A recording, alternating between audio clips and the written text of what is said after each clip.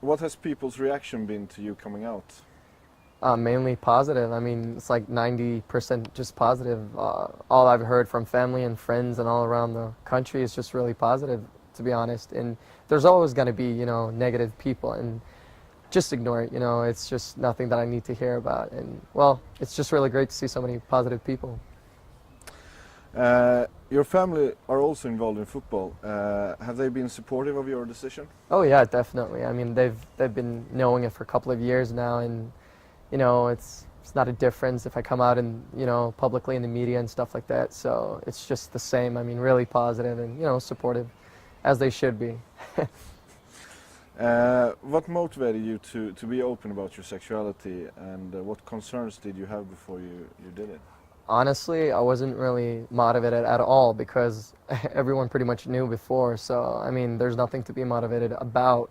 But when they asked me to do it, I just did it because I don't have anything to hide. And I feel that, I mean, who cares? You shouldn't be focusing on such a small detail when you're just playing football. I mean, everyone's different, right? And this whole thing about the concerns and stuff, I mean, there's always going to be a lot of different people out there with different kind of views about you. And, as I said before, I couldn't care the less about, someone's opinion that's negative,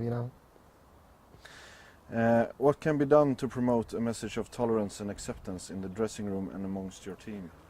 Well, I mean, that's a pretty hard question because everyone's different, as I said before, and we all do jokes and, how it works in the locker room. But, I mean, you have to go that far so you don't have to, reach that, the boundaries and stuff like that. We can't, hurt each other. I mean, there always has to be a line of respect, and, so I believe that we should just take care of each other and just, don't say stuff that, could hurt people. So, I mean, just be yourself and, yeah, just like that.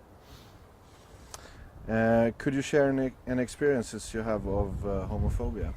Well, when I was younger, I wasn't really an angel. I had a gay guy in the other classroom just next to mine, and we weren't really nice to that guy. So, I mean, I've been pretty homophobic myself in the earlier days, but now I've learned how it is and, apologized to him. And just then I just realized that, oh, well, I'm gay myself, so I shouldn't be doing this. And, so I know how it is.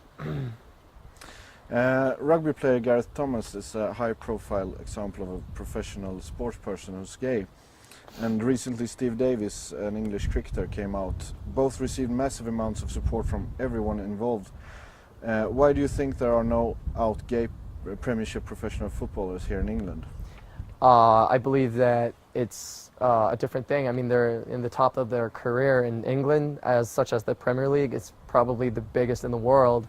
It is the biggest in the world, and I mean, if you're on the top of your career, and if you would do such a thing, they're probably just scared of, that the career would end, and, all these sponsors, and, well, everything would just collapse probably, and the reactions from family and fans and, coaches. I think that's the main concern. Who do you think would react most negatively? Coaches, players? I don't know, because people are, very different. I mean, there could be a more supportive coach than supportive player. But I mean, if you're a player in the team, you know that everyone's there for the same reason, and there's nothing to even discuss. So I mean, hopefully nobody would react more negative than anybody else. Do you think there's a difference in attitudes towards gay people in Sweden as opposed to England? Well, in Sweden, I think that we're very liberal. I mean, we've been very good with that kind of stuff, with everything, with religion, with everything in Sweden. We're really good at that. We take care of everyone for who they are. I don't really know how it works in England. It was a while since I was there, but I don't know. I mean, but I do think that Sweden is a good country to live in. What needs to happen to make football a safer and more welcoming place for gays and lesbians? Well, I mean, players as well as fans. Yeah. Well, we need to do these messages and reach out to the younger crowds. I mean, they're the ones that are going to take care of the future, and even enlighten the older people now as well. But we should just teach them, and everybody is different. I mean, it is what it is. It's always going to be like that, and it's going to be like this in the future as well. There's always going to be religious players, colored players, homosexuals. There's going to be everything. So I mean, we just need to teach everyone that we're all together and we're all humans. I mean, who cares? We're there to play football. What advice would you give to someone who's suffering from homophobic abuse, maybe at school or at work? That's also a hard question because in our minds, and you know, everybody thinks differently, and some people are more stronger than others, but just stand up for yourself. Do not let anybody, you know, stomp on you or do anything, because you know that you're born that way, and you know, you shouldn't let anybody talk about you like that. It's just really horrible. Just stand up for yourself. It's not easy, but you are who you are. What would you say to someone who's homophobic? Wow. Wow. Learn about everything. Get to know someone that's actually gay, and you'll see that they won't bite. It's just, you know, learn how it is. Everyone's different. I mean, it's not like you have to go and, you know, make out with someone. It's just learn about it. See how it is. Won't be dangerous. How do you think attitudes have changed towards gay and lesbian people over the last 20 years?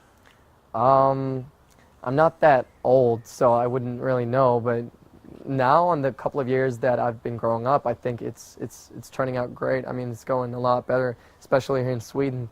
I mean, people can get married every now and then, and I see all these kind of stuff. So, I mean, it's going really good, and if we could just do it a little bit more in sports as well, I mean, it could be really great.